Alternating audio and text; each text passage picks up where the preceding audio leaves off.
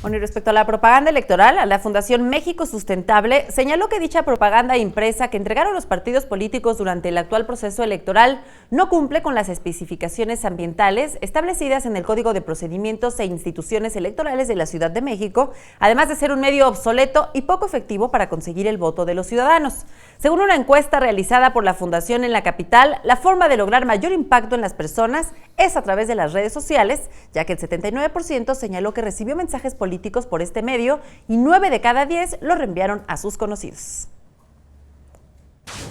Las campañas a través de impresos no tienen una repercusión en términos del voto de los ciudadanos y por lo tanto se deben determinar.